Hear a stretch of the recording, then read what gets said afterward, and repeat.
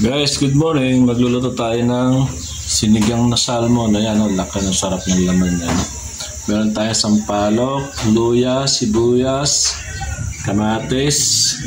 Panggulay natin guys ito, talongges, saka labanos. Meron din tayo silirian na mamaya lagay natin. Lagay natin guys itong kamatis.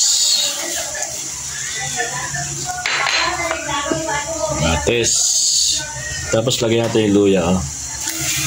Meron din tayong sibuyas dito. Ayan. Saan ba yung sili? May sili tayo rito. Lagyan natin na isang sili.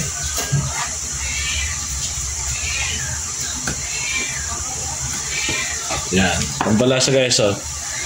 Sili. Tapos meron din lagyan din asin. Tinakasin, no? Kaya natin pakukuluan yan. Mamaya natin lalagay yung pating. Pating, hindi ko alam kung ano yan.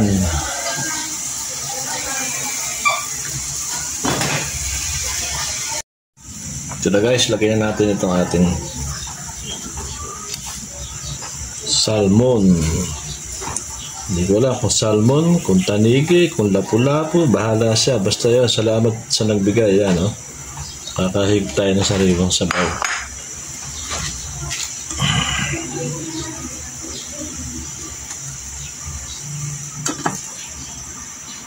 Lagyan natin guys ng pangasin. O diba?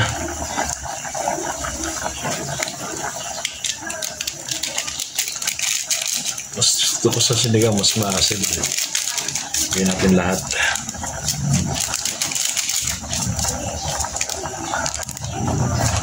Nakapalasa. Ito ng bechin.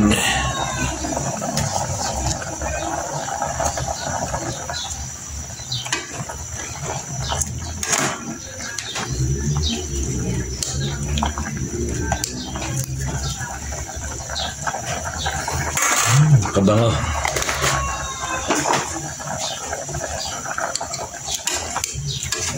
Tikman natin kung lasa may asin.